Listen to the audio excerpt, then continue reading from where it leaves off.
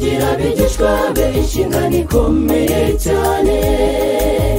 Mugende mubwiriza abo batuye isi inkuru y'agakiza, abo mu mahanga yose n'indimi zose. Mubabwire inkuru nziza ya Yesu, abemera mubabatize. Niyo nshingano twasigiwe n'umukiza Yesu, yo kwamamaza inkuru y'umwami wese n'ijuru.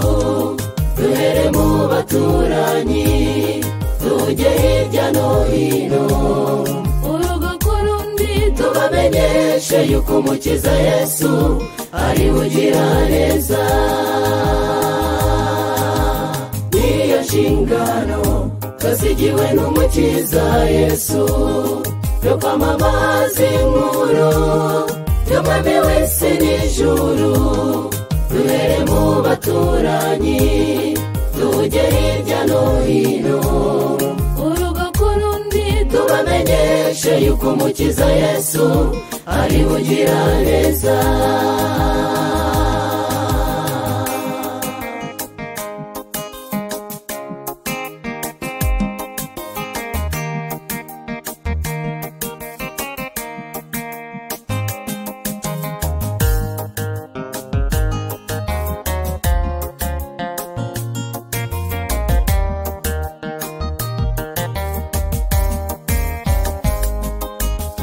Abemera kuyoborwa na Yesu muri iki gihe giheruka, bazahagarara bashikamye ku nshingano ikomeye bahawe.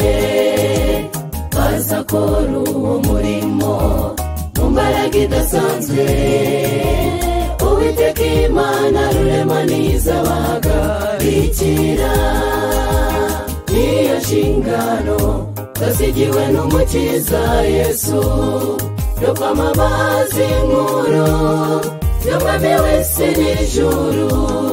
Duhere mu baturanyi tujye hirya no hino, urugo ku rundi tubamenyeshe yuko umukiza Yesu ari ugira neza. Niyo nshingano twasigiwe n'umukiza Yesu, yo kwamamaza inkuru y'umwami wese n'ijuru. Duhere mu baturanyi tujye hirya no hino, urugo ku rundi tubamenyeshe yuko umukiza Yesu ari ugira neza.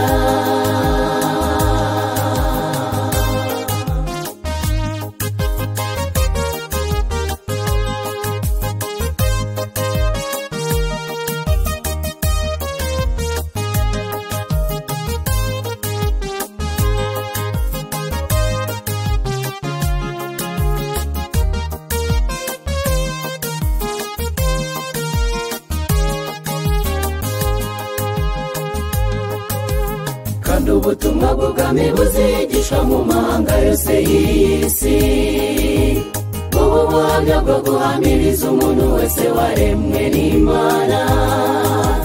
Tuvuga iby'inyamaswa n'igishushanyo cyayo, turarikira abantu bose guhunga bakava muri Babuloni.